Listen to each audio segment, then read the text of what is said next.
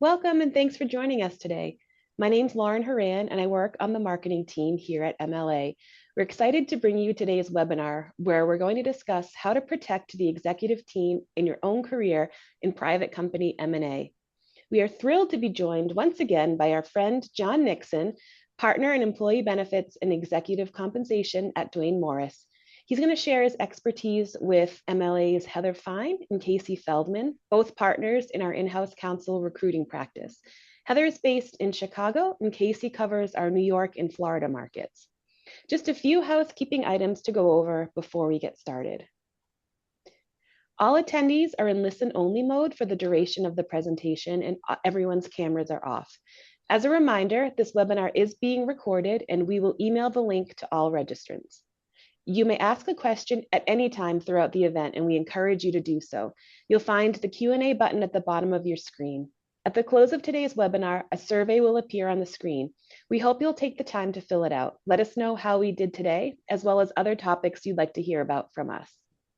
With that said, I'll turn this over to Heather and Casey to get things started. Thanks, Lauren. Appreciate you putting it all together. So I'm just going to start off with some intros and then we'll all introduce ourselves. And thank you all for coming. We appreciate it.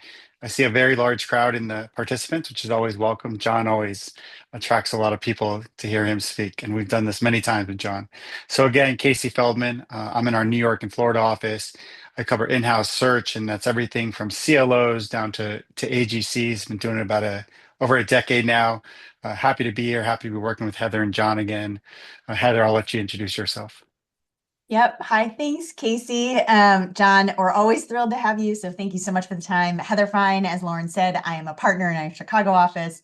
Been with MLA for almost 15 years now, which is crazy. And we're just thrilled to have all of you joining us today. It's going to be a great discussion.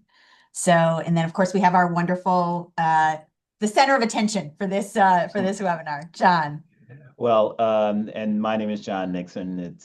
It's great to be with Casey and Heather again. It's always interesting topics that they ask for my thoughts on, and they always raise very, very lucid and pointed questions that I think benefit the audience. So looking forward to this discussion. I am a partner in the New York and Philadelphia office of Duane Morris. I focus on executive compensation, principally representing executives as they go in and out of their employment arrangements, and I negotiate those deals. So with that, I turn it over to Heather and Casey. So yeah, just a high level, our agenda, what we hope to accomplish. We're going to spend about 35 minutes talking to John, kind of walking through, basic understanding, baseline understanding of private CLOs and GCs and compensation packages. And then we're really going to talk about your all careers, when you're joining private companies, leading private companies, how to protect your career, your compensation that you may be signing up for. And then hopefully we have, what do we do next when you're thinking, but we may not get there. We want to get to your questions and answers, Q&As. But that's the overall rough plan. So we do want to see your questions. If you have them, please put them in the chat. We'll try to get to all of them, but there's usually a lot. So we'll do our best. Heather? Yeah, absolutely. Thanks, Casey. All right, John. So why don't we just start out with the basics here to lay the groundwork for the discussion, because I know I certainly need to understand the basics here. So I think it'll be helpful for all the folks that are joining us today. So under this scenario we're talking about, sort of private company with a promised IPO or not, right? At least some sort of strategic transaction. Tell us about the compensation packages and structures CLOs may be offered as they negotiate their entry into a private company, right? And you'll get to equity, but that's definitely a component we'll want to talk about. Certainly. And one of the things that's always important is as you manage your career, and perhaps you've come up through a public company, you've been there 10, 15, 20 years, and now you are considering, or you're being considered as the lead or the number two at a private company, it becomes a very different compensation discussion. Public companies' compensation tends to be very sort of, I don't want to say it's cookie cutter, but it's predictable. There's cash, there's base, bonus, and there's a form of equity. And that equity is typically available to you, and it could be sold. And if you have a need for cash, you can access that cash. When you go into a private company, the biggest difference, obviously, is that the equity does not have a readily available market. So you are sitting there and you are effectively living on your cash. When we did a seminar last year, we focused on private company compensation. And one of the things I always tell people as they make the transition from public to private is you got to be able to live on that base number. You're not going to, the bonus is not guaranteed to you. The equity, not only is it not guaranteed to you in the future, it's not available to you. So you have to really reformat how you think about compensation, going from public to private. We're going to deal in this particular session with going sort of one step further and dealing with exit scenarios. But, just as a general overall picture, thinking about compensation in a different way as you go to a private company. So let's focus on the equity a little bit more. Can you explain what role actually equity plays as you enter a new company like this? How do you quantify it? It sounds like you really can't, but maybe help us there. Well, you could quantify it, you just can't access it. Yeah. I'm not going to dive too deep in the federal tax rabbit hole, but typically private companies are required to do an annual valuation, what's called a 409A valuation, and that's under Section 409A of the tax code, of the federal tax code. So you may have a sense of the value of your equity shares, but again, the difference is you can't sell them. So it's great, I'm wealthy on paper, so to speak, but I can't sell it. And I will say that there are some companies that are, for example, if you are a private company that is within the portfolio of companies owned by a larger public company, you may have equity and they may open liquidation windows for you. There are certain cash rich, and you could kind of imagine the companies that they are. There's certain cash rich companies that from time to time let you sell a portion of your stock. But those are the exception. Those are not the rules. The vast majority of you, to the extent that you're in a private company or that you're considering going into a private company, you sort of have to live with the expectation that you won't see that monetized until the exit event. Okay, great. That's very helpful. So is it different with founder-led or venture-backed companies? Because private equity, is this all just the same? Yeah, it's kind of all the same. It's Okay. kind of all the same. It's, the nature of a private company is there is no market for the securities. There's no Yeah. readily available market. Now, there's always these sort of shadow markets that are created to allow you to liquidate, but you don't go in with the expectation that you will be able to liquidate or monetize your equity. You go in with the expectation that this is a long play. This is a play toward the exit of the company. Mhm. And that's where you'll see the cash come to fruition. Mm-hmm. Good.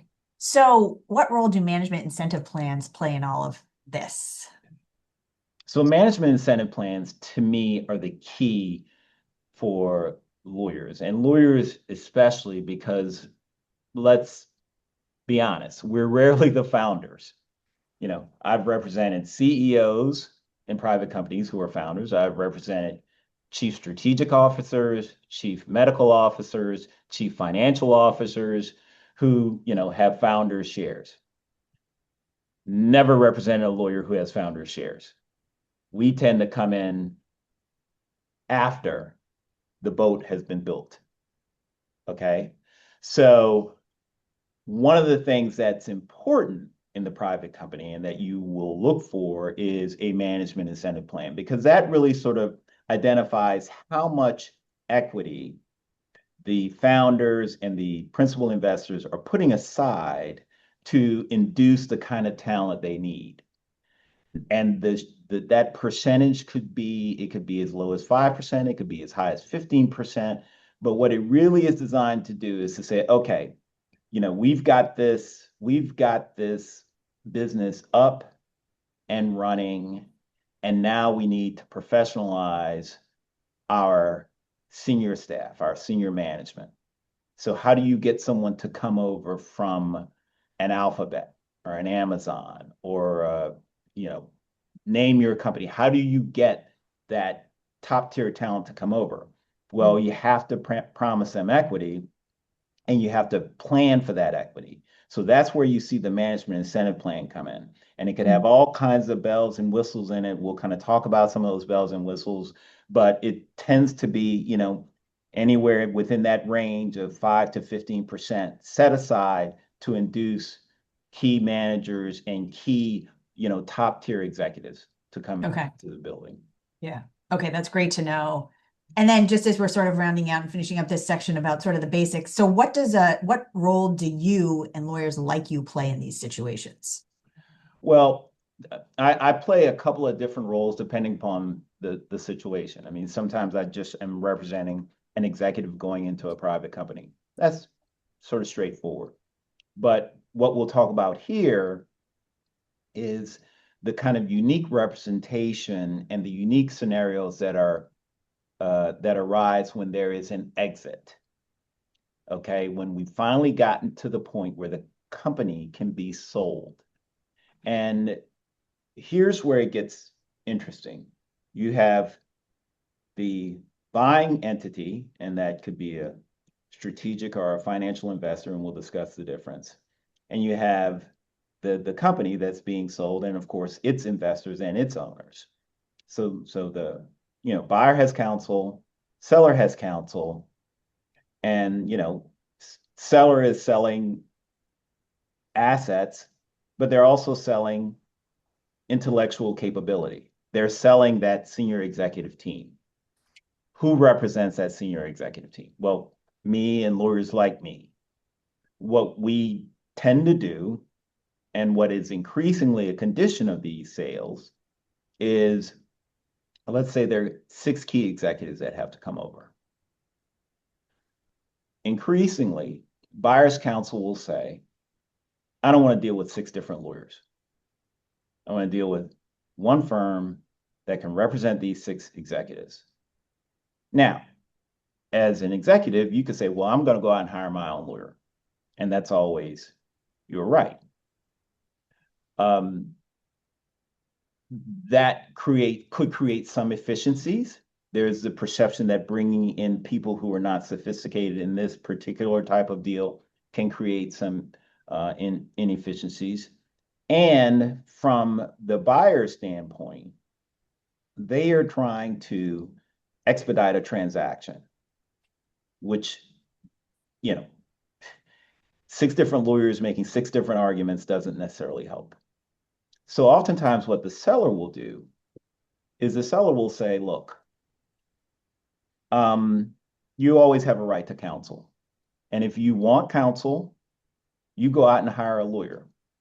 However, if we hire a lawyer, we will pay the lawyer. So the seller will hire a single law firm, or typically it's a law firm, to represent all of the executives. Because fundamentally, it streamlines the process. It handles certain difficulties that can arise. For example, these deals are very tax intensive, equity intensive, and sometimes those executives are in different geographic locales. So you have to have someone who can handle California restrictive, or not California law, let's just say California law. But you may have, 3 executives in California, 2 in Massachusetts, and 2 in Texas. Yeah. Okay, so the seller may say, look, let's get a firm that can handle this, and that can zealously represent all of our executives, because our seller's counsel can't represent the executives, because that's an inherent conflict of interest. So they pay for the executives to have independent counsel. Okay. Okay. That's really helpful. Thank you. So we sort of started what we're saying about this is that, listen, like a lot of companies say, listen, we plan to IPO in 3 to 5 years. And I think what we're saying is, wait a minute, that, that really doesn't actually happen. It's very atypical. So maybe tell us what you're seeing on that front and maybe what the data is telling us of the likelihood of IPO versus a private sale, like in the background there. Yeah, so this actually was kind of a stunning bit of research that we did. So if you think of a private company that could potentially go public, let's sort of draw a line between as a company that has $100 million in revenues. Okay, that's a typical company that may be attractive as a IPO candidate. There are anywhere from 1,700 to 1,900 companies in that range. Okay, 1,700 to 1,900 companies that are private companies in the US with over 100 million in revenues. If you look over the past 20 years, the average number of IPOs per year is around 240. Okay, so we're starting with a pool of 1,800 companies, but only about 240 go IPO in a given year. That means in a given year, you have less than 2% chance of going IPO. So if you're in one of those 1,800 companies, or someone's trying to induce you to come into one of those 1,800 companies with the promise that there's going to be an IPO, understand that there's a 98% chance that it is not going to happen. And even that 240-ish number is probably a little high, because if you remember in 2020 and 2021, there was this sort of overt enthusiasm for SPACs, special purpose acquisition companies. So in 2020, there were close to 500 IPOs. 2021, there were 1,000 IPOs. And then the next year it plummeted. Some of that was COVID, but if you look over a 20-year period, what you're really looking at is, anywhere from 200 to 250. Okay. And again, backing that into the number of companies that are potential candidates, it really is a remote chance that you're going to have an IPO. So this is not to, disparage anyone who makes those representations. I'm just saying that the factual data, the quantitative data is against that happening. Does having an IPO, not having an IPO affect the CLO's compensation and specifically the equity component, or no? Well, it can, yeah, because if you have an IPO, then everything's nice and easy, right? You walk out, there's the IPO, you have the holding period after the IPO, and boom, you sell your stock and everybody goes home happy. Yeah. All right. Yeah. But the chances are that the overwhelming prospect is that you're not going to be sold. Yeah. You're not going to be listed on NASDAQ. The overwhelming possibility is that you are with private equity fund X and Carlyle is going to come in and buy you, or KKR is going to sell you to, Fortis or something like that.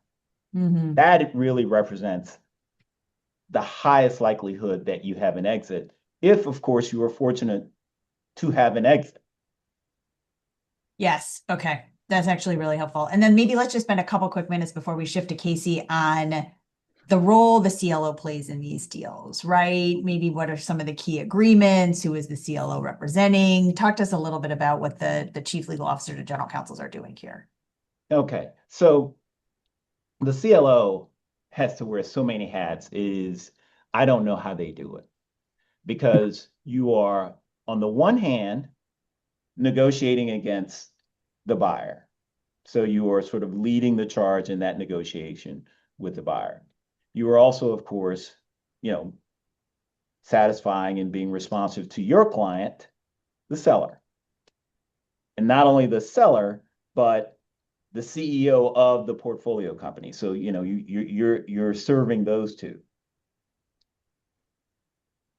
And then the third thing is that you are, and pardon my phrasing here, but you are the asset being sold. Your intellectual capability, your experience, your knowledge, your institutional memory is part of what is being acquired. So when you look at that role, you walk into work and all of a sudden you've got all these things that are happening at the same time. It's not like when you're, when you're in a public company, you're doing M&A, you're like, okay, I'm negotiating against the seller, against the buyer, I'm doing my day job.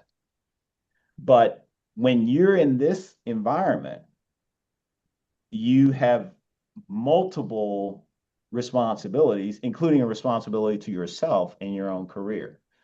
Now, unlike, other hard assets, you are a human being and you are a lawyer and you are in senior management, and those people may be your friends, those people may be folks who have been in the foxhole with you, and they will look at you to say, well, you must know what the right thing is to do. You must know what's right for us to do as we prepare to, negotiate with this potential buyer and join this potential buyer. What you can't do is be a lawyer to your colleagues. You cannot be a lawyer to your colleagues because, as you know, you have your client is your client.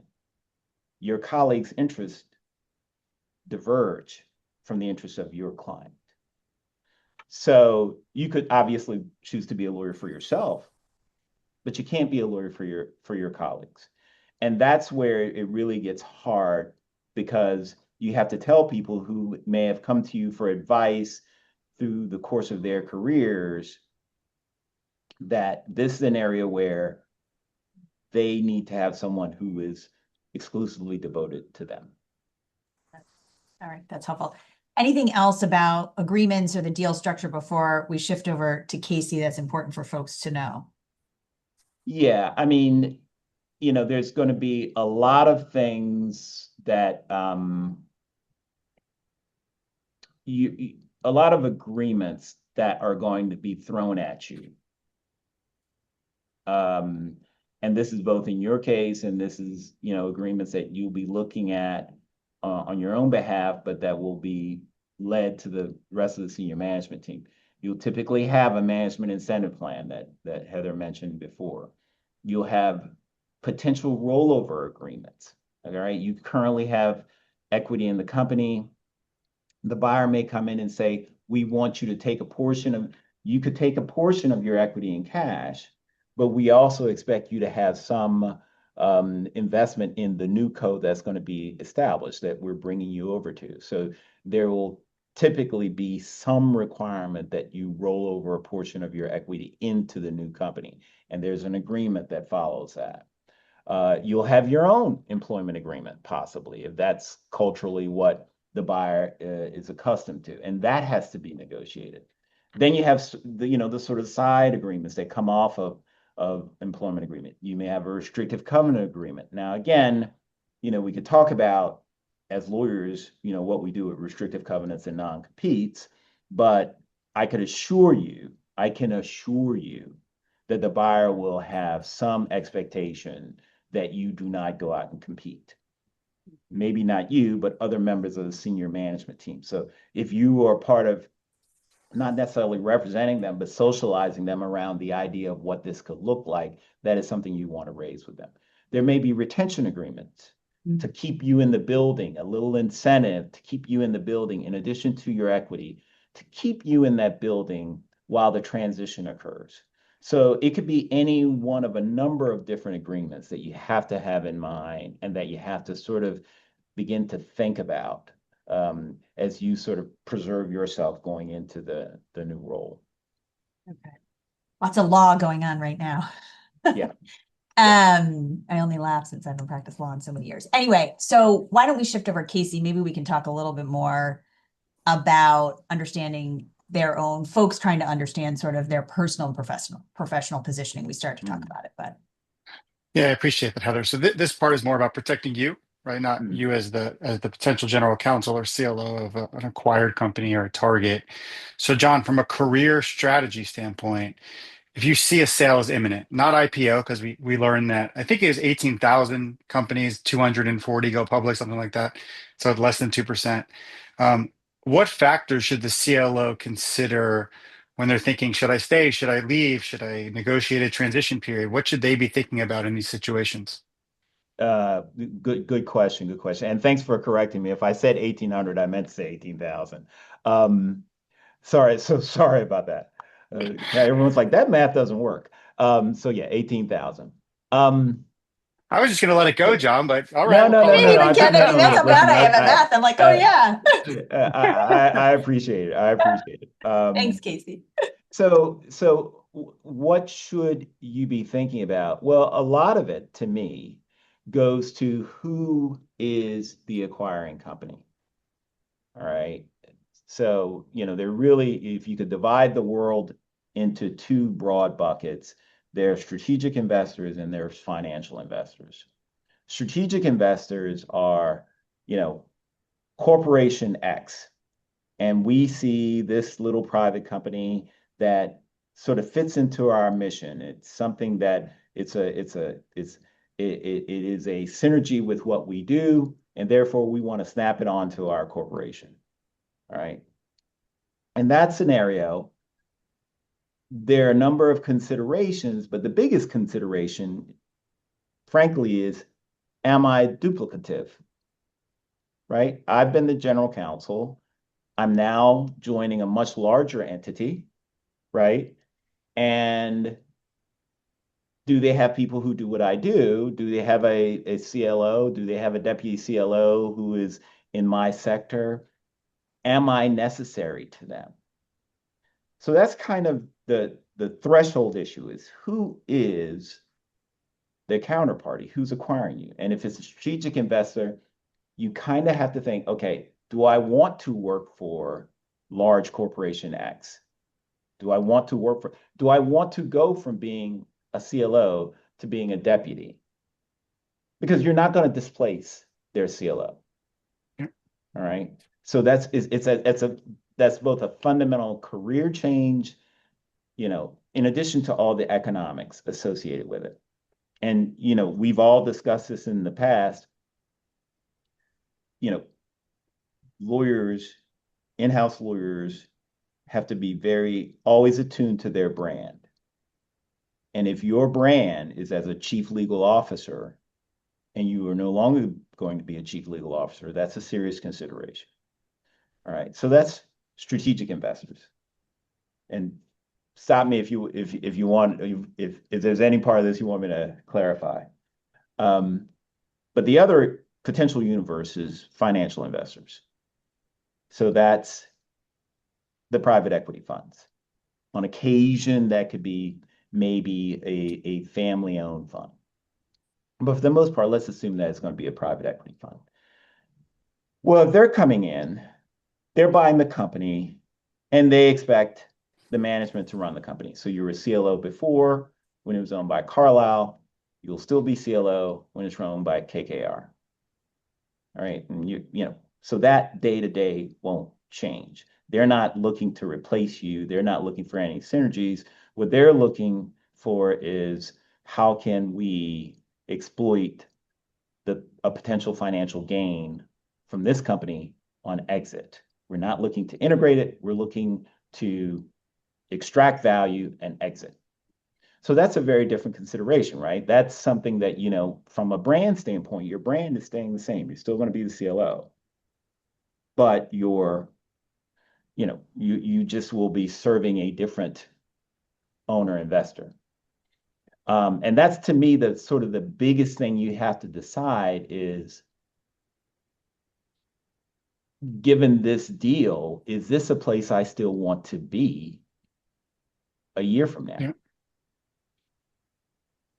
And on the more economic side, not just career strategy side, we're talking non-IPO scenarios. Is there a way during these transitions or during these acquisitions for CLOs to build in protections for all types of liquidity events to protect themselves and their interests? Mhm. Well, there certainly are. And a lot of it mimics what you would do in a straight one-on-one negotiation. What does severance look like? What, do we have the normal protections that we would have, the normal triggers for severance? For example, if I leave without, if I am terminated without cause, am I protected? Do I have, for example, a good reason provision that allows me to self-select and voluntarily resign because you've made misrepresentations to me? And let's be frank, unless you document what those representations are, what your position is, what your roles and responsibilities are, and so forth and so on, the acquirer is going to view it solely as, how does Casey best fit our purposes? Not what's best for Casey's career, not what we represented to him verbally at the dinner at, Del Frisco's, but how does Casey fit into what we want to do? And if that's not consistent with Casey's brand and what Casey thought he was going to get, can he self-select out, trigger his good reason clause, and walk away? The other thing that you're going to see, more likely than not, is the equity that you thought you were going to be able to liquidate and that you thought would all come to you at a change in control may have a double trigger associated with it. And by now, most people are familiar. Double trigger means both change in control and a subsequent termination. And that represents the true acceleration of all your equity. So in terms of going into these transactions, okay, what can I negotiate that makes this comfortable if I want to leave? Can I negotiate a double trigger? Because it's unlikely that it's going to be a single trigger, but if there's a second trigger, that termination within a year, can I negotiate where all my equity accelerates? That's one of the things we're looking at. General severance protections. And also, what is my upside now? Okay, I was at a private company before, owned by company X. Now I'm going to work for company Y. Are they matching my equity? Are they giving me the kind of equity that really makes this the last job I'll ever need? Not necessarily the last job I'll ever have, but the last job I'll ever need. Because in my view, that's the only reason you do this, right? Is to create generational wealth. If you build that company and you assist that company in its growth, and you create something of value. I appreciate it, John. I wanted to go back to something you said before. Companies are becoming more, hey, one lawyer, John Nixon represents the entire leadership team in this transaction. Is it common for the entire management team to have their goals aligned? I mean, is that something you see? I would imagine there'd be different goals from different seats. Yes, there are. There are different goals from different seats. Probably the biggest dividing line, Casey, is, are you a founder or are you a hired hand? Okay. If you're a founder, a lot of this is already baked in. All right, because the company is probably operating pursuant to an operating agreement. That operating agreement has certain terms. So if you're a founder, you may have, for example, there may absolutely be an expectation that once you sell, you're going to be there for some duration afterwards. So you may have a 5-year earnout period. On the other hand, and sorry for a rather common phrase, if you're a hired hand, if you come in after the company has already been established, then the rules are a little different and the considerations are a little different. The wealth creation, frankly, is not as great. And sometimes we come in on situations where the founders have counsel and they think their counsel can represent the entire team. And it becomes clear to the rest of the team members that, hey, the founders have they're playing in a different ballpark than we're playing in. They're playing in a 9-figure ballpark. And, we're, maybe if we're lucky, we're in a 7, low 8-figure ballpark. And that is very, very, very different. So that's kind of the biggest consideration. But the other considerations is something that I alluded to earlier is, are you unique in the post-transaction environment? All right. If you are the lawyer and the lawyer that is needed post-transaction, then fine, you're great. But if you're not needed, then it's very different. I mean, it's unlike, for example, a chief medical officer is going to be needed post-transaction because you're buying a technology and you're buying that medical officer's ability to utilize and monetize that technology. All right. So unfortunately, I mean, this is where, unfortunately, lawyers have a role, but it's a role that can be replaced. So Don't worry, none of y'all are being yeah, replaced right yeah, now on the Right. call. You're all good. You're all good. yeah. I mean, Okay. Okay. So just a follow-up question, right? How do you deal with that situation, right? If a CLO and a chief marketing officer, they realize that they have different interests, right? From the representation. How do you handle that? Right? Do you just call John and say, John, I need new representation? I mean, what's the path of what's the path for that well, I mean, CLO who doesn't align? different firms handle it differently. I mean, the buyer's going to probably come in with a form agreement. Mhm. No matter who represents them, they're going to have a form agreement and they're going to try to basically hammer it down everyone's throat. And then it will be incumbent upon, you know, whoever your team is, whatever firm is representing the team, to say, okay, what is the CHRO's, what is his likely outcome versus the CFO's? Are there material differences in their post-transaction experience, exposure, and vulnerabilities?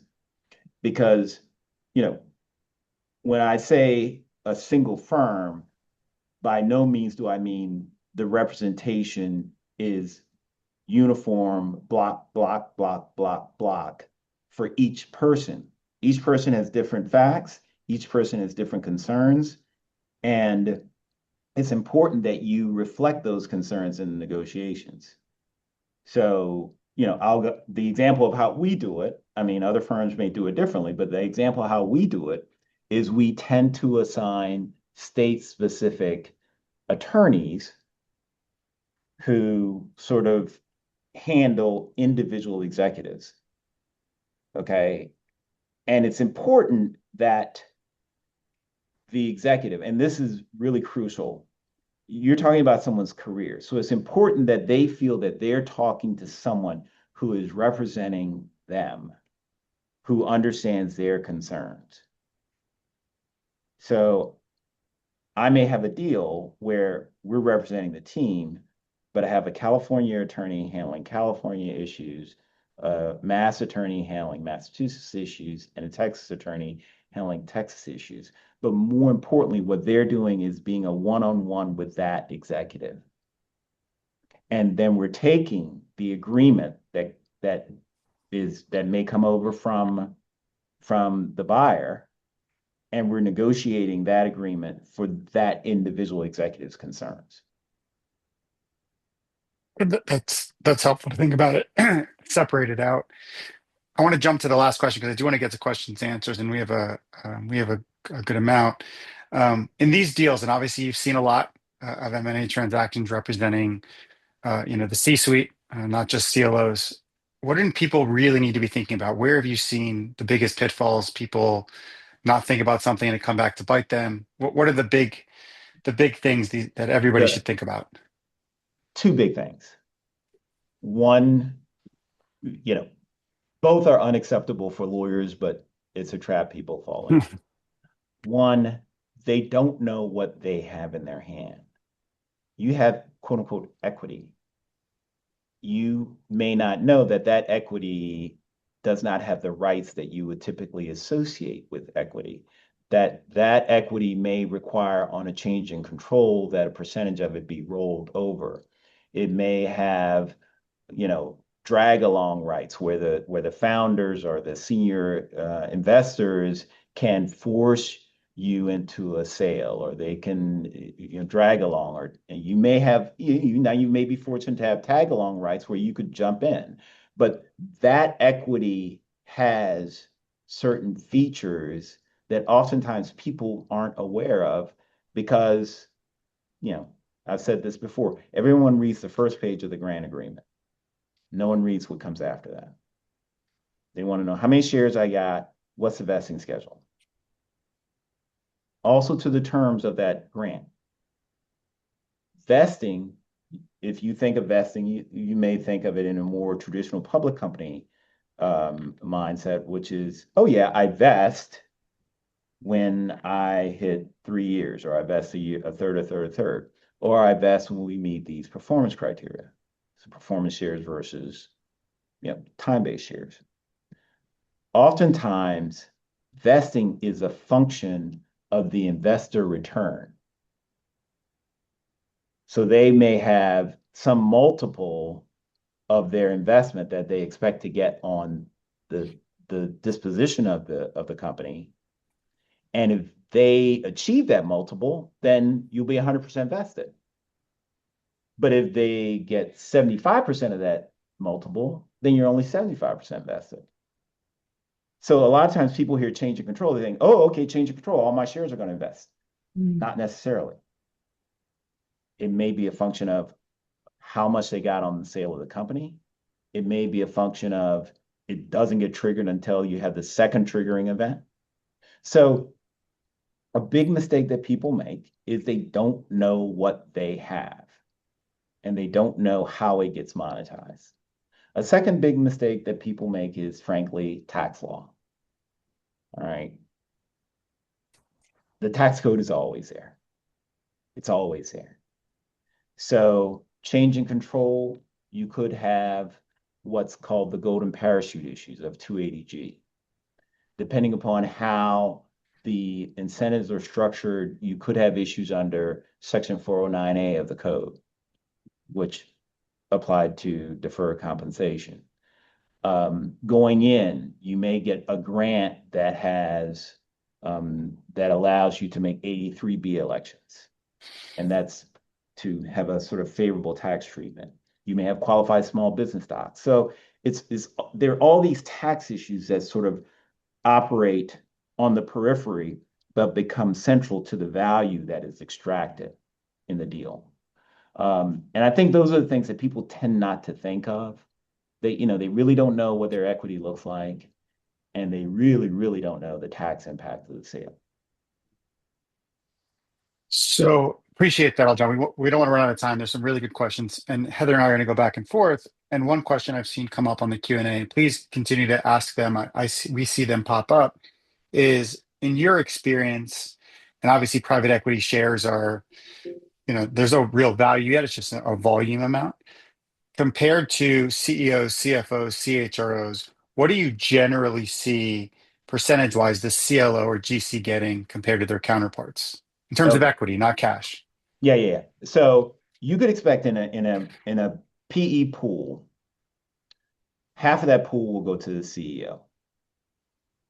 All right. The balance of that pool gets kind of allocated on who has the strongest hand. If it's the CFO, and again, how many people are we dividing the pool by? But in a 10% pool, you'll see 5% go to CEO, and then you'll see some percentage, 2% on down, going to the next available officers. And it could be as low as, it could be 25% of 1%, 0.25% of 1%. It could be anywhere within that range. The CLO, I've always believed that the CLO should be 2 or 3 on the cap table of a private company. It depends on the type of the company, but so if you sort of see that management pool and half of it going to the CEO, then how many other people are getting shares of that pool? but no matter how many people are getting it, I'd be very disappointed if the CLO was, certainly very disappointed if the CLO was under the fourth highest person on that cap table. That's helpful. Perfect. We got that question 8, 9 times. So Yeah, Yeah, exactly. yeah. people want to know. No, Yeah. and look, listen, it's a hard question, right? Because it depends. Yep. Again, look, I use the example of a drug development company where the chief medical officer is crucial, or a tech company where the chief technology officer is crucial. You also have to factor in that you may have multiple founders who are also working as executives. So there's no sort of hard wired situation. And then, the other thing you have is, people understand who was there when the company was nothing. And the folks who were there 10 years are always going to get more on that cap table than the people who were there 10 minutes. And sometimes the lawyers are, unfortunately, the last folks in the door. And just to, sorry, I yeah. wanted to follow on that question, Heather. Yeah, please. Heather and I have had this in our experiences. Private equity companies not also willing to be shared that cap table, right? They're Yep. very protective of Yep. it. What are your thoughts on that? Because I'm sure it comes up in your practice. Yeah. Well, it comes up mostly in the circumstance where I'm representing an individual executive. Yep. And I press for it. I will have the client press for it because, obviously we need to know. And frankly, we're going to know. As the chief legal officer, you may not know until you get in the building, but once you get in the building, you'll know. So sometimes what we do is we say, okay, can you represent to me that I'm going to be the number 3 person or higher on the cap table? Sometimes that's the best you could do. But what I will say is this. There's a certain point in negotiations where you have to trust one another. Yep. And frankly, a cap table is not that damned confidential that it can't be shared with someone who's going to be your chief legal officer. So I would view that as a warning if there was a steadfast refusal to share that cap table. Appreciate that, John. Yeah, that's helpful to know.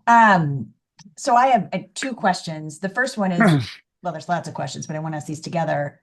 If your portco is going into an M&A process, how strongly do you recommend, and this is questions from other folks, asking for a retention agreement and what's typical in the market? And then along with, like, at what point does someone bring you in, John? Like, when do you get involved? So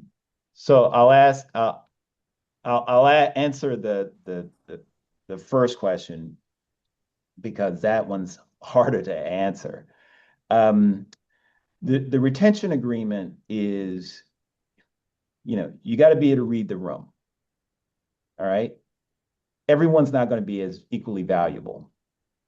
So again, I gave the example of strategic investor versus financial investor. If you know you are indispensable to the company post closing, then by all means, press for the retention agreement. And it may be such that there's a group of you who's sort of collective, and I hate to use the phrase collective because that sounds like collective bargaining, but it is almost akin to collective bargaining, where you say, look, the 5 of us have the institutional memory that you need to keep us all on board. And you could approach the founders with this. And we've had situations where buyer didn't want to share or did not want to, guarantee anything in retention. And we took it off of the founders because we knew the founders were walking away with 9 figures. So we took it off of them because they knew that they were not just selling, hard assets and technology. They were selling institutional memory and people and experience and knowledge. So that's, again, on the retention. And look, among the team, that's a different answer for different people.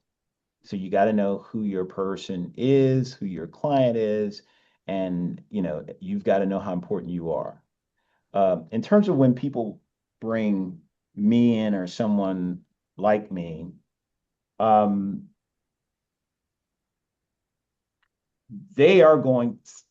buyer is going to socialize keeping the management team on board, because that's a significant portion of the value.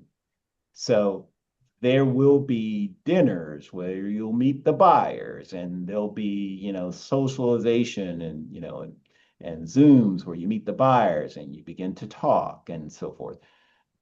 When that happens, when they are effectively courting you, you need to say, I need to have representation. Mm-hmm. And you need to go to your seller, be that the investors that are selling you, or the founders, or the CEO, and say, okay, they want us to come over. They want this team to come over.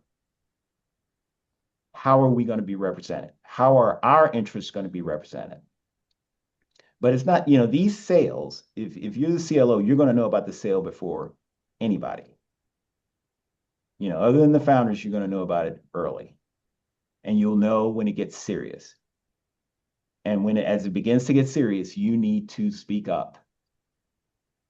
Because, you'll be in the process of selling a company, but you'll also be in the process of making, one of the most important career decisions you can make. And if you get too far down the road without your personal career in mind, you'll get the short end of the stick. Yeah. Okay. Thanks. Another question that's come up is when comparing, private equity grants to cash compensation, right? How should people be looking at, the bifurcation of equity versus short-term incentive and base salary, right? Should there be some sort of formula, or is it company by company? Company by company, position by position. Listen, I tell people, if you got to pay your mortgage and you got to pay your kids' college tuition, you need to be in a public company. All right. If cash is necessary for you, you need to be in a public company where you can convert equity to cash, because we just don't know that it's ever going to monetize. Now, in terms of percentages, those percentages can vary. I mean, they will vary based upon individual negotiations. They will vary based upon how crucial you are to the post-transaction environment. So there's no hard and fast rule.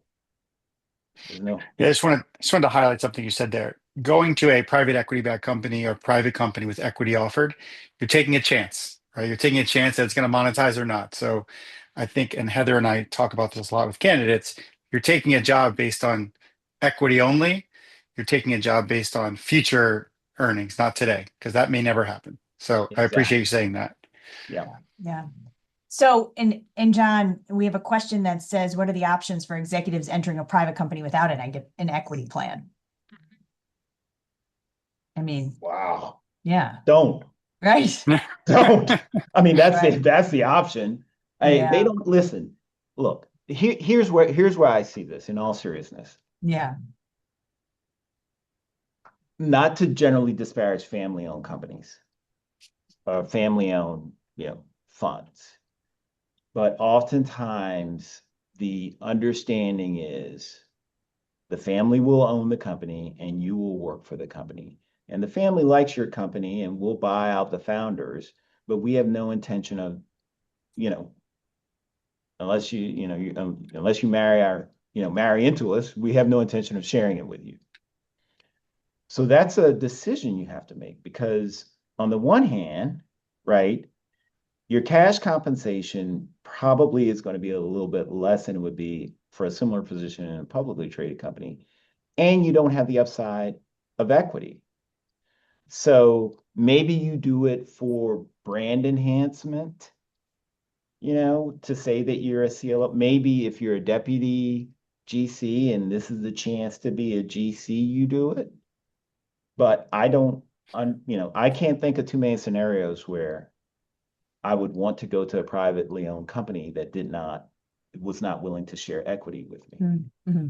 Your point is well taken. I mean, there are certain scenarios if people from a career perspective want to get to that CLO role, I just want to reiterate that, or that GC role, they may take a compensation structure that looks different than either where they're coming from or what they're thinking a GC or CLO compensation package should look like. So it's a good point. Casey, maybe we have time for one more question and then we can get John's last pieces of advice. Yes. So when dealing with, and this is just from your experience, how often do you see sponsors requiring CLOs to roll over equity? And if you do see that a lot, is it a large percentage? Is it small? What does that look like? It's going to be a significant percentage. I mean, it'll probably be somewhere around the 25% on up. Okay. Because look, they want to have some kind of handcuffs on you. And if you, after the transaction, if you took all your cash off the table, why would you stick around? Okay, it's a cheaper way than having to come forward with a retention agreement, which will typically be linked to cash. It's a cheaper way to keep you in the building. But it could be all over the place. It could be all over the place. And it's the kind of thing that, frankly, collectively, if you could, aggressively negotiate it on a collective basis, you may be able to push that number down. That's helpful. All right. So John, parting thoughts for everybody in this room. We had a really good crowd. A lot of people wanted to hear you speak today on this topic. Most companies are privately held companies, right? Most companies, most CLOs do have to wrestle with compensation packages with equity. So what would your final thought be, about this type of package, what to do, how to do it, et cetera? Yeah. My thought would be if people look to you as a leader, if your fellow executives look to you as a leader, understand that you don't represent them, but you do have wisdom and you do have the ability to help them protect themselves. And the two principal parties in any deal are not necessarily going to be focused on you. One party is going to be focused on maximizing its return and its stake from selling the company. The other is going to be focused on how do we buy this entity for a price that we think is appropriate, and how do we integrate this entity into our future plans, be it ultimately in snapping it onto our current company, or potentially exiting this out in 5 years after we do whatever we need to do. As a lawyer, we pride ourselves in looking around the corner. Your colleagues may not have that foresight. So what you really, I think that the most important thing for you to do is to say, look, we've got to understand how we can make this work for us, because we are valuable. We're as valuable as the technology. We're as valuable as the assets, the land, everything else they're buying. We are as valuable. So how do we protect ourselves? And the sooner you start thinking about that, the sooner you engage in that process, the better off you'll be. This has been fantastic. We're right at our hour mark. So John, as always, thank you so much. This was just so informative and just terrific. So Casey and I and Lauren are just thrilled, and we just want to thank everybody for joining us. So this has been great. Certainly. Awesome. Thanks, John. All right. Thanks, Lauren. Thank you, guys. Take care, everybody. Thank you.